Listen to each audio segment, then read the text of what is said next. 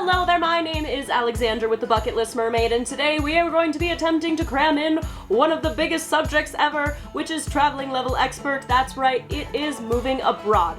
More specifically, what to expect before, during, and after. Now, just for context, I've moved abroad twice. Once when I was freshly an adult when I was 18, and when I went to full-time university in Cambridge, England, and then the second time was a few years later when I went to medical school in Budapest, Hungary. Now, very large disclaimer, this is kind of what to expect in general. It is obviously going to be very different depending on which country you are going to, and this is not to be used as a sole resource for moving abroad. That should definitely be up to the embassy, the consulate, and whoever is sponsoring you or the school that you're going there for. As I said, this is kind of a general thing that I personally wish I would have known from moving abroad twice, just so I would have been a little bit more mentally prepared for what was involved. And if you like this content, don't forget to hit the subscribe button so that I can keep bringing you free mermaid bucket list content, and we can keep talking about these things like the scariness of moving abroad. Let's get started.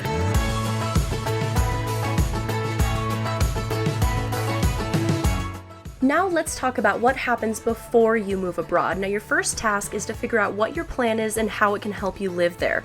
Now both times that I moved abroad, it was for school, and this is a really good way to get the foot in the door and have a straightforward visa process. If you say, I really don't want to go back to school, then it might be a little bit trickier, but definitely still doable and worth it. You just might have to find a job or a sponsorship first, or maybe you work for a company that offers a position in a foreign office or something like that, but you are going to have to find a reason for that country to let you move there. Now, once you find out a plan on how to get you into the country, you need to figure out how to get the visa. There are different types of visas that will allow you to stay in different countries, and unfortunately, they are all kind of different. So I would recommend going directly to both your local embassy and the embassy in the country, as well as the organization, as in like your work or your school, for more info. I would definitely stay away from blogs or YouTube videos because they can give you wrong information, and you really just don't want to be panicking at the border. When it comes to visas, always read the fine print and follow the government's directions to a T. Visas can work out very well and smoothly, but they can also go wrong with every single turn, and I've definitely had that happen, especially in Italy. I don't know why that one was really rough for me. The government offices don't exactly respond, and when they do, they can be very vague and confusing. So my biggest advice with this would be to stay organized, keep everything in one place, seek help from the organization that you're going through, and then when you do need to contact the visa authorities, do so in a clear and concise manner and allow more time than you think for the response. Now, after you are done telling all your family and friends, it is time for the next hard part, which is packing for the first flight out. I would recommend one of the following options. I would sell everything you own and rebuy it all there. This sounds really extreme, but sometimes you really just don't have a choice. And another reason I like this is it kind of forces you to go out into the city in that particular country and find new products to buy, because it's way easier to buy local products than chase ones that are only in your home country. For example, I found new places to buy beauty products, food, other necessities very quickly in the new countries because I just had to buy it all there. Another option, if you are not going over an ocean, and it is possible, is renting a truck. This is ideal, but most of the time you probably won't have this luxury. Another option is renting a storage unit. When I first went to school in the UK, I was only 18, so I kept most of my things at my parents' house. And when I came back to visit, I would bring some stuff back, and then I would bring some more stuff back to the UK. This was really nice. And then when I went to Hungary, I put all my things into a storage unit. It's kind of expensive, but you know, you gotta do what you gotta do. And lastly, the one that I've used the most is bring extra checked bags. This can definitely get up there in price. One of my friends actually brought 8 checked bags when she moved to Budapest. I'm not gonna lie, it still does feel squishy. I literally packed my entire life up into 2 checked bags, a carry-on, and my cat. But I survived, I bought a lot of things there, and it is a pretty good option and sometimes the only option. Now, just touching on the carry-on, the personal items are going to vary person to person, but in general, I have noticed that you need your passport, a copy of your passport, another ID if you have it, everything that the visa office gave you, copies of everything that the visa office gave you, and just kind of a general list just to give you an idea would be proof of travel, proof of lodging, or a letter from the property owner, proof of funds or a bank statement, an insurance card with a policy number, certificates backing the visa, like in Italy they wanted my high school diploma diploma, a proof of employment or studies or other copy of proof of what you're doing, and then a language certificate, maybe anything else that your embassy or the organization tells you. As I said, I moved with my cat, so I also had to give APHIS and USDA documents along with his veterinary records. Basically, there's just a long list. That is why I suggested to stay organized and realize that this is kind of a basic list, but you might need something else depending on what kind of visa you're going for and what country it's for. Now, hopefully, if everything is organized and you haven't hit any speed bumps, the border should be a breeze and you should be able to have everything that the officers need. Now, let's talk about what happens during your move abroad. When I first got to the UK when I was 18, one of the hardest things that I had to deal with was homesickness. It was my first time away from home, first time living alone, and I didn't really even know who I was or how to adult at all. While my friends were complaining about not being able to travel down from Boulder to do laundry at their parents' house, I was crying in a studio apartment with nothing but a roll of toilet paper and my visa documents. I'm not gonna lie, it was a little rough for the first month or two, but I feel so much stronger now and I'm very proud of myself for pushing through, and I think it is something that every single person would benefit from, really truly going out of their comfort zone. And even though it is hard, it does get better. You'll settle into life, make new friends, create a new routine, and even when you're settled, you might get homesick sometimes, and that is completely normal. Especially when the country that you move to, if it's very, very different from your home country, it's natural for you just to miss your childhood in your home and what's comfortable, but just know that it is worth it in the end. Now, settling in, there's a lot of things that you're going to need to do. Again, staying organized. You might need to get a bank account, change your phone number, find your go-to supermarket, find the nearest hospital, learn the country's emergency number, register with the police depending on your visa, pick up your residence permit depending on the visa, and just even exploring around just to see what to do and what the country's all about. Now let's talk about making friends when moving abroad. When I first moved abroad, I am kind of like an introverted extrovert, so it wasn't the most natural process for me, but here is what I found that helps. Number one, talk to people who are doing the same thing.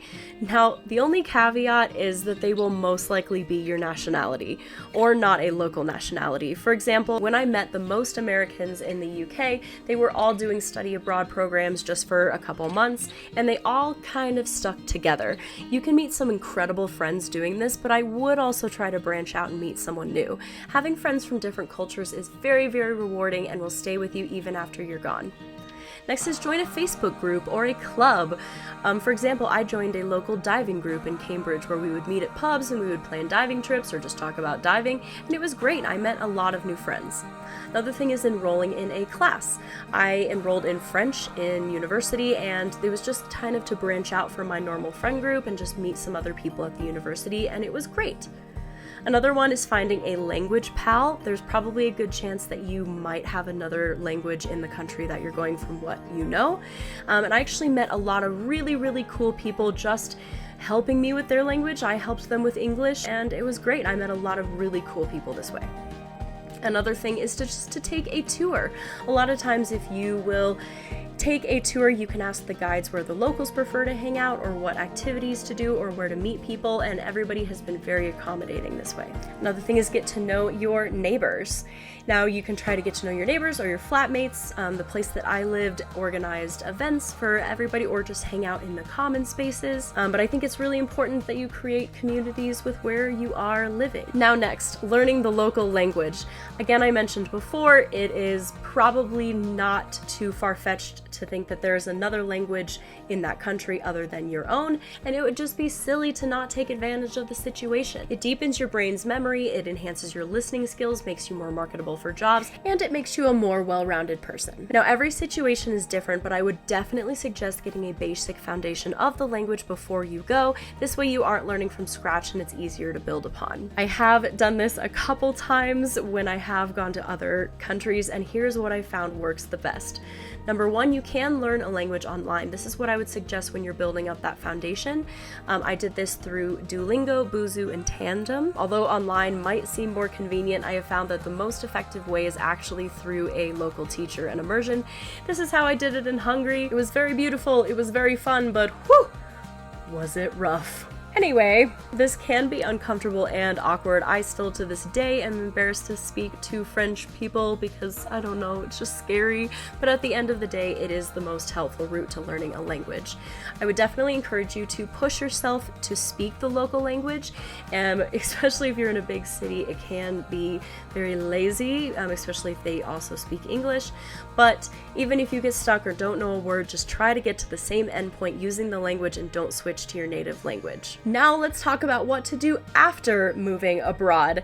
Your time has officially ended and maybe you're going off to another country, maybe you're going back home, whatever is your journey, that is okay.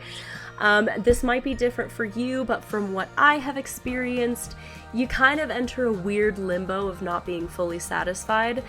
It's kind of funky because you miss your home and you miss your home country, but you also miss being abroad.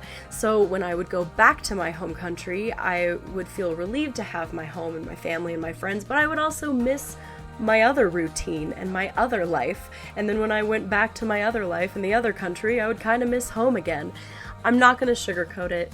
This feeling kind of sucks, and it's this unique feeling of never quite feeling satisfied with where you are, but it is something that I am currently working on, and I am trying to embrace both feelings, live in the moment, and just be grateful for where I am right there. I would also be aware of reverse culture shock. Now, depending on where you go, you might actually experience a culture shock, which is just intriguing and fascinating just to see how other parts of the world live, and it's a very cool sensation. But what a lot of people don't talk about is what happens when you go back home. The first time that I came home for Christmas after moving abroad, it was very strange. It was like I was home, but I was seeing it through different eyes. It's not like one is superior to the other, they're just different.